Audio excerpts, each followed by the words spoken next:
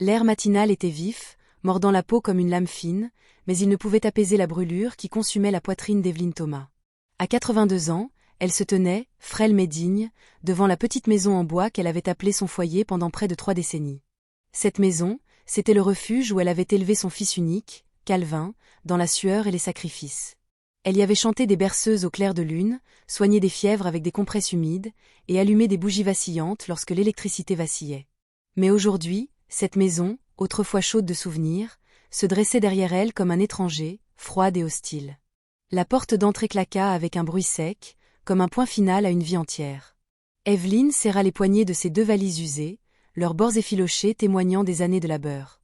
À l'intérieur, tout ce qu'elle possédait au monde, une Bible aux pages jaunies, une photo en noir et blanc de son défunt mari, Raymond, figé dans un sourire d'autrefois, une courte pointe cousue à la main par sa propre mère, et une petite pochette en cuir, soigneusement cachée au fond. Elle ne pleura pas tout de suite. Mais lorsqu'elle tourna la tête une dernière fois, elle vit Calvin, son fils, debout dans l'embrasure de la porte, les bras croisés, le regard dur. Derrière lui, Léna, sa belle-fille, lançait un regard noir, ses lèvres pincées trahissant son mépris. Quelque chose en Evelyne se brisa. « Fils, je suis ta mère, » murmura-t-elle, sa voix tremblante comme une feuille dans le vent. « Je t'ai porté quand je n'avais que du riz sec à manger.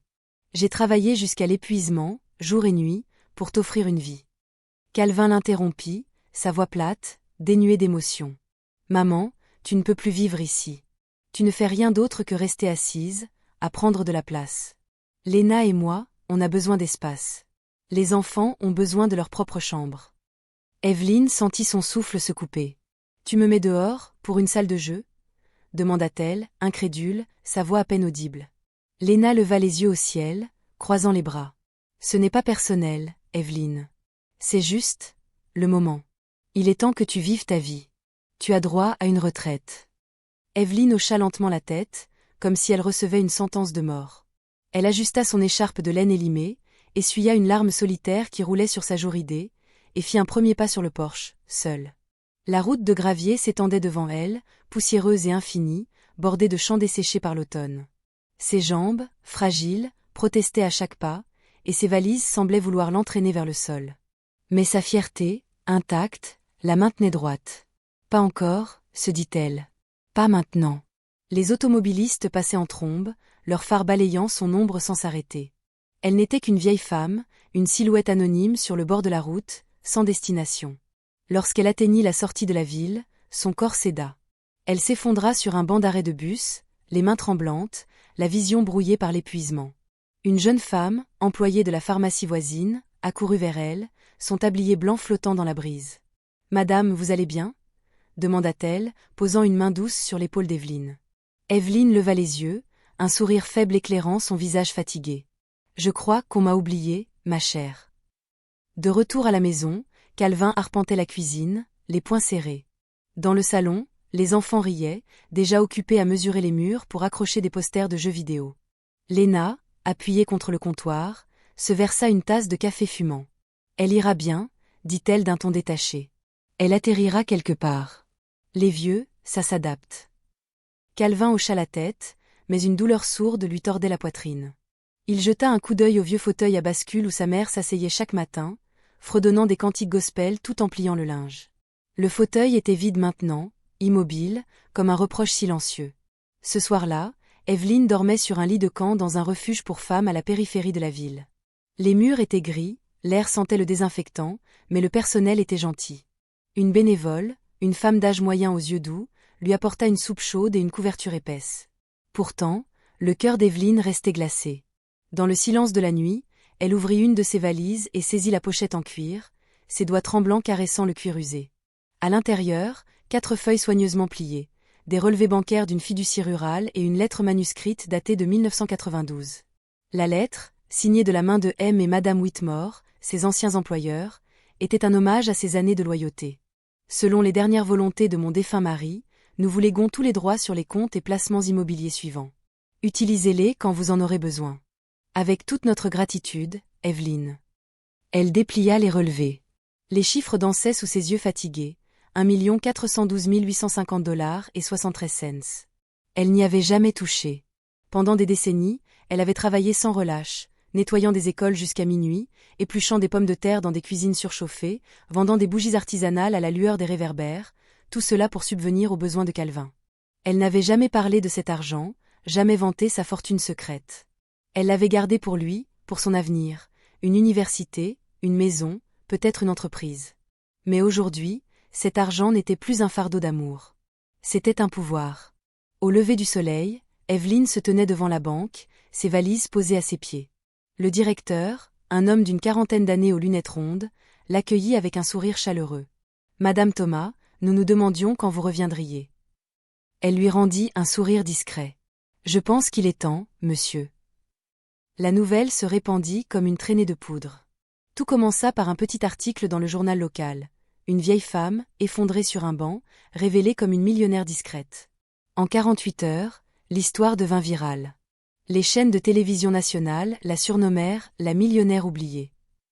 Sur les réseaux sociaux, on la qualifiait de sainte silencieuse. Mais c'est son interview dans une émission matinale qui bouleversa le monde. Assise dans une robe bleu marine impeccablement repassée, ses cheveux gris noués en un chignon soigné, Evelyne parla d'une voix calme mais ferme. « J'ai été chassée de chez moi par mon fils, que j'ai élevé seul. Je lui ai tout donné, ma santé, ma jeunesse, mes nuits blanches. Mais quand je suis devenue un poids, il m'a abandonnée. » L'intervieweur, une femme au regard compatissant, se pencha vers elle. « Et que ferez-vous de vos 1,4 million de dollars, Madame Thomas ?» Evelyne sourit, ses yeux brillants d'une lueur nouvelle. « Je vais les donner à ceux qui savent ce que c'est que de n'avoir rien, mais qui choisissent quand même la gentillesse. » Dans leur maison, Calvin et Léna regardaient l'écran, pétrifiés. La mâchoire de Calvin se serra. Léna, figée, laissa tomber sa tasse de café, qui se brisa sur le carrelage. L'intervieweur poursuivit. « Vous avez dit que votre fils ne méritait pas un centime. Vous maintenez cela ?» Evelyne hocha la tête, sans hésiter. « Il a fait son choix. J'ai fait le mien. » L'après-midi même, le téléphone de Calvin vibra sans relâche.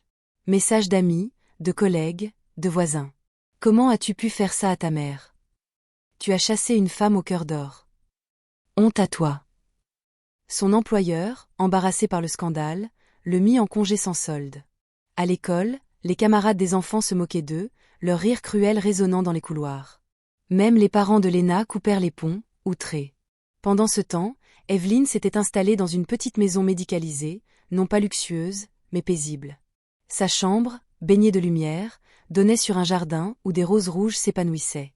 Un coin lecture, avec une pile de livres et une lampe douce, devint son refuge. Elle n'attendit pas pour agir. En une semaine, elle fit don de 200 000 $ à un refuge pour femmes âgées, 150 000 $ pour des bourses destinées aux mères célibataires, et 500 000 $ pour construire un centre communautaire dans la ville où elle avait marché, seule, sur cette route poussiéreuse.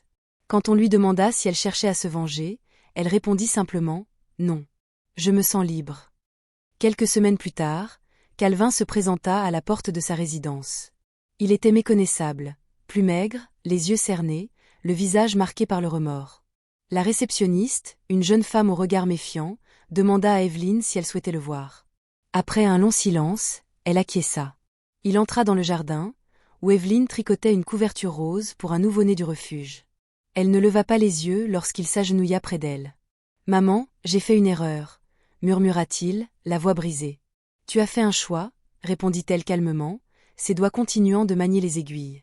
Des larmes coulèrent sur les joues de Calvin. « J'ai tout perdu, mon travail, mes amis, ma dignité.